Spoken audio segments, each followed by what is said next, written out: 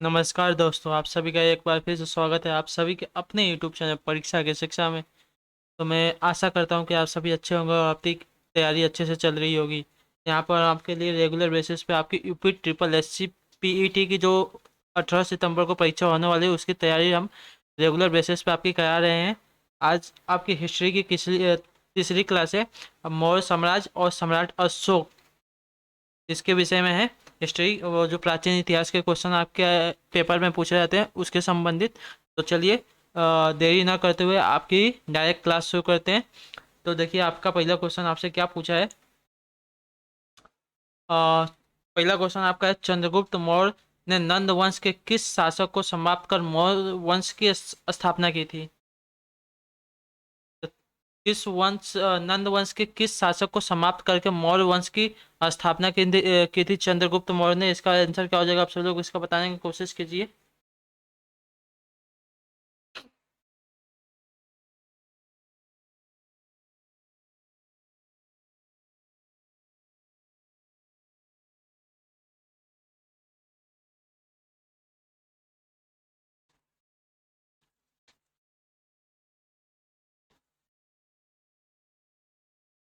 तो चंद्रगुप्त ने धन नंद, ये आपके नंद वंश के आखिरी शासक थे जिसकी जिसका शासक समाप्त करके चंद्रगुप्त मौर्य ने मौर्य वंश की स्थापना की थी। तो ऑप्शन नंबर डी, जिसका भी ऑप्शन है इसका दोस्तों राइट हो जाएगा, धन नंद इसका राइट आंसर हो जाएगा। चलिए आपका अगला प्रश्न देखते हैं।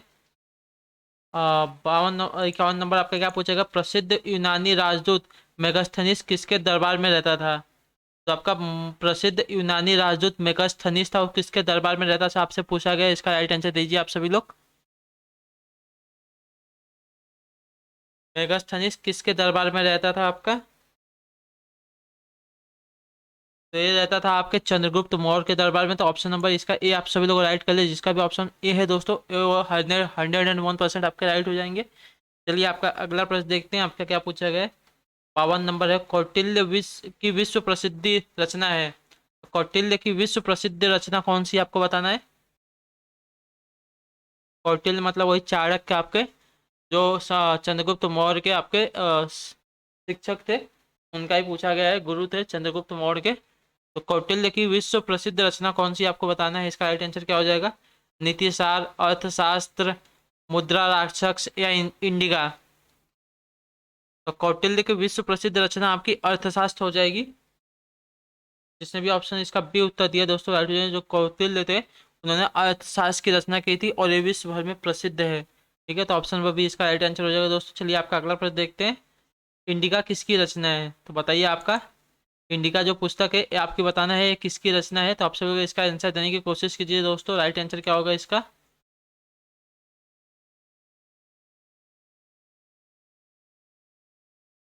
इंडिका किसकी रचना है।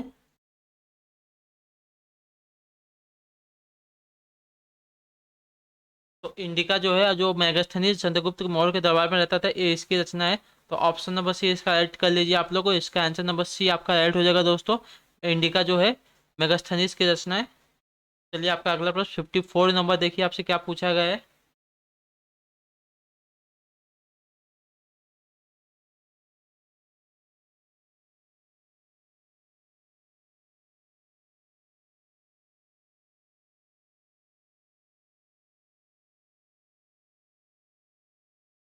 निम्नलिखित में से कौन सा कथन असत्य है। यहाँ पे चार कथन दिए गए हैं, चार दिए गए हैं। इसमें से आपको बताना है कि कौन सा कथन असत्य है। पहला कथन देखिए आपका पढ़ते हैं, देखिए क्या दिया गया है आपका। कौटिल्य का दूसरा नाम विष्णुगुप्त या चाणक्य था। ठीक है, आपका पहला वाक्य हो गया। दूसरा वाक्य आपका पढ़ते हैं, देखते हैं क्या है। चंद्रगुप्त ने सौराष्ट्र में सूर्यदर्शन झील का निर्माण करवाया था। और तीसरा आपका ऑप्शन दिया कथन दिया गया है, चंद्रगुप्त मौर्य ने अपने अंतिम समय में जैन धर्म की दीक्षा ले स्वर्ण श्रवण बेलगेला में प्राण त्याग दिए। चौथा है आपका उपरोक्त में से कोई सही नहीं है। तो बताइए इसमें से राइट क्या हो जाएगा, कौन सा इसमें से कथन आपका असत्य है। तो पहला ऑप्शन आपका देखते हैं क्या दिया गया है। तो ऑप्शन देखिए, कौटिल्य का दूसरा नाम विष्णुगुप्त या चाणक्य था। ये तो आपका सही है, उनका कौटिल्य का आपका दूसरा नाम विष्णुगुप्त या चाणक्य, तो आपका सही है। और दूसरा ऑप्शन देखिए क्या दिया गया, चंद्रगुप्त ने सौराष्ट्र में सुदर्शन झील का निर्माण करवाया था। ये भी आपका राइट है, चंद्रगुप्त ने आपका सुदर्शन झील का निर्माण करवाया था। और तीसरा जो देखिए क्या देगा ऑप्शन, तो चंद्रगुप्त मौर्य ने अंतिम समय में जैन धर्म की दीक्षा लेकर स्वर्ण बेलगेला में प्राण त्याग दिए थे। ये भी आपका सही है। तो उपरोक्त में से कोई ऐसा वाक्य नहीं है जो असत्य है, तो ऑप्शन नंबर डी आप लोग सही कर लीजिए। ऑप्शन डी जिसका भी आंसर है दोस्तों राइट हो जाएंगे। चलिए आपका अगला प्रश्न देखते हैं। 55 नंबर आपसे देखिए क्या पूछा है। 55 नंबर प्रश्न है, इसका आंसर देने की कोशिश कीजिए दोस्तों। आपका राइट आंसर क्या होगा, मौर्य शासक अशोक ने कलिंग पर कब आक्रमण किया था, बताइए। मौर्य शासक अशोक ने कलिंग पर कब आक्रमण किया था आपसे पूछा है। तो इसका राइट आंसर आप सभी लोग बताने की कोशिश कीजिए। राइट आंसर क्या हो जाएगा आप सभी का,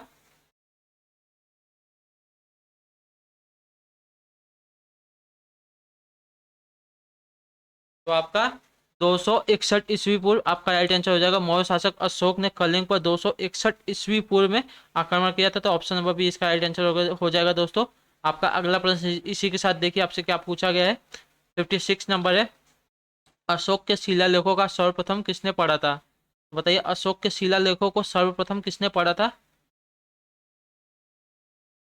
का उत्तर देते हुए चलिए दोस्तों। इसका राइट आंसर क्या हो जाएगा, अशोक के शिलालेखों को सर्वप्रथम किसने पढ़ा था।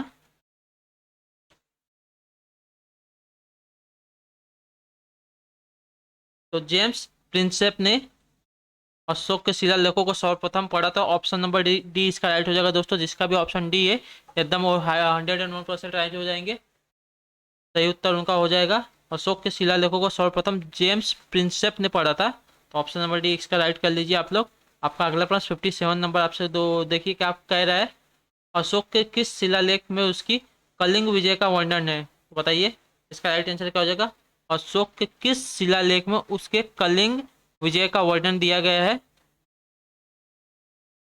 तो इसका राइट आंसर दीजिए आप सभी लोग।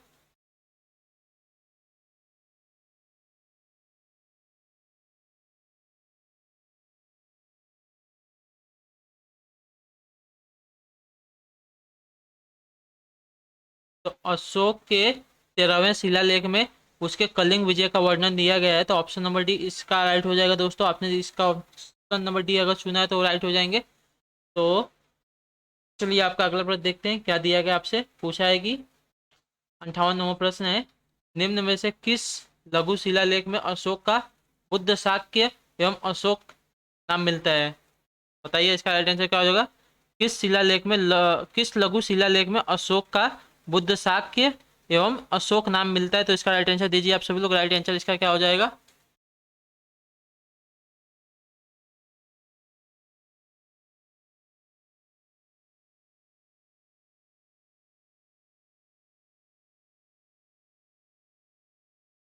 तो कौन सा लघु शिलालेख है बताइए, उसका राइट आंसर क्या हो जाएगा दोस्तों।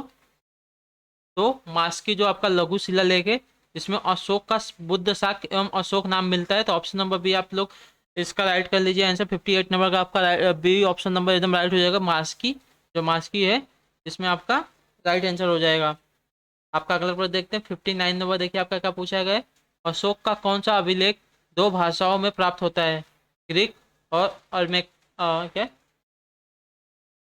अरामेइक, ग्रीक और अरामेइक जो आपकी दो भाषाओं में है। वो कौन से दो शिलालेख है बताना है आपको।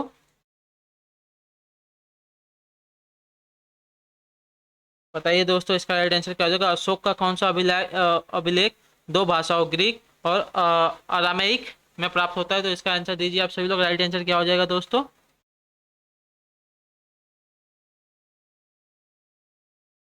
तो इसका ऑप्शन आप लोग सही करिए। 59 का ए ऑप्शन आपका सही हो जाएगा दोस्तों।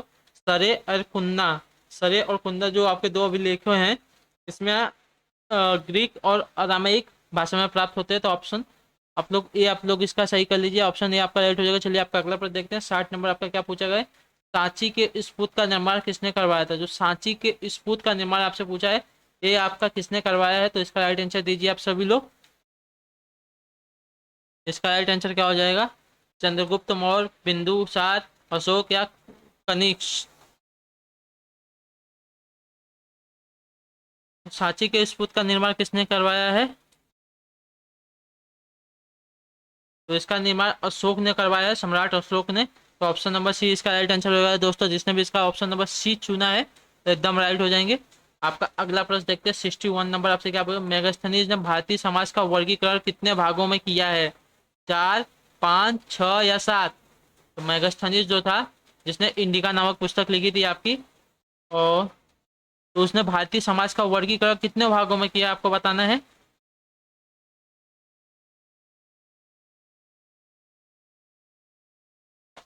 तो इसका राइट आंसर हो जाएगा 7 भागों में उसने वर्गीकरण किया भारतीय समाज का।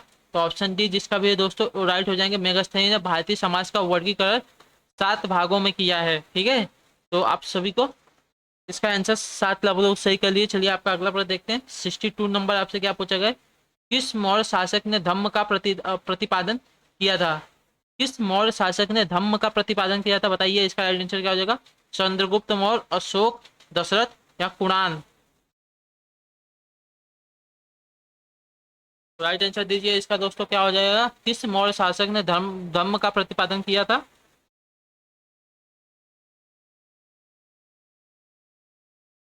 तो मौर्य आपका अशोक जो थे, सम्राट अशोक, उन्होंने धर्म का प्रतिपादन किया था। तो ऑप्शन नंबर इसका बी आप सभी इसका बी ऑप्शन आपका राइट हो जाएगा दोस्तों।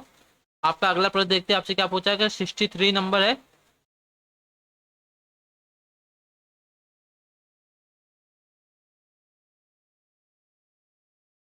निम्नलिखित में से कौन सा कथन असत्य है। यहाँ पे आपके 4 कथन दिए गए हैं, उसमें से बताइए आपका कौन सा क्या जो कथन है, चौथा कथन, उसमें से एक कथन आपका राइट है। तो बताइए इसका राइट आंसर क्या हो जाएगा दोस्तों। हाँ, पहला ऑप्शन में देखते पढ़ते हैं क्या दिया गया है। पहला है आपका, अशोक ने धम्म के प्रचार के लिए महेंद्र एवं संघमित्रा को श्रीलंका भेजा था। ये आपका राइट है। चंद्रगुप्त मौर्य की राजधानी पाटलिपुत्र थी। ये भी आपका राइट है। अशोक ने धम्म की परिभाषा राहुलो राहुलोवात्सुत नामक बौद्ध ग्रंथ से ली गई है। तो भी आपका राइट है। तो उपरोक्त में से आपका कोई ऐसा कथन है नहीं है जो असत्य है। तो ऑप्शन नंबर डी आपका इस उपरोक्त में से कोई नहीं है जो असत्य कथन है। आपका तीनों जो ऊपर दिए गए हैं ये तीनों के तीनों सत्य है। अशोक ने धम्म के प्रचार के लिए महेंद्र एवं संघ मित्रा को श्रीलंका भेजा था, ये आपका राइट है। चंद्रगुप्त मौर्य की जो राजधानी थी वो पाटलिपुत्र थी, ये भी सही है।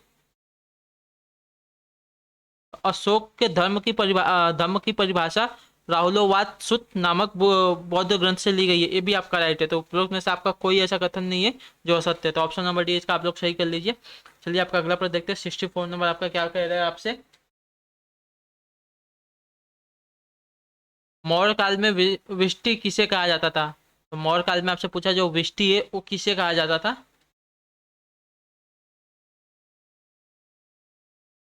मौर्य काल में जो विष्टि है वो निःशुल्क श्रम को कहा जाता था। तो ऑप्शन नंबर इसका सी आप सभी का राइट आंसर हो जाएगा दोस्तों। श्रम, जो श्रम है उसको आपका विष्टि सॉरी निःशुल्क श्रम को जो विष्टि कहा जाता था मौर्य काल में। चलिए आपका अगला प्रश्न देखते हैं। इसी के साथ आपका क्या पूछा है, सॉरी, तो ये आपके इतने ही क्वेश्चन थे जो इसके मौर्य काल और अशोक सम्राट से संबंधित है, प्राचीन इतिहास के। तो आई होप कि आपको क्लास अच्छी लगी हो तो अपने दोस्तों को साथ शेयर कीजिए जो यूपी ट्रिपल एस पीटी की तैयारी कर रहे हैं। यहाँ पे हम रेगुलर बेसिस पे आपकी टॉपिक वाइज क्लासेस, प्राचीन इतिहास, इसके बाद आपका आधुनिक इतिहास चालू होने वाला है। ऐसे ही रेगुलर क्लासेस आपकी चलती रहेंगी। अगर आपको प्रैक्टिस सेट चाहिए तो उसकी भी क्लासेस आपको मिल गई हैं। 2 क्लासेस हो चुकी है प्रैक्टिस सेट की, अभी आपकी तीसरी क्लासेस में भी कल आ जाएगी। तो आप ऐसे ही क्लास से जुड़े रहिए। और अगर आप हमारे चैनल पर पहली बार आए हैं तो चैनल को सब्सक्राइब कर लीजिए। चलिए आपको मिलते हैं आपकी अगली क्लास में। तब तक के लिए टाटा बाय बाय, जय हिंद, जय भारत।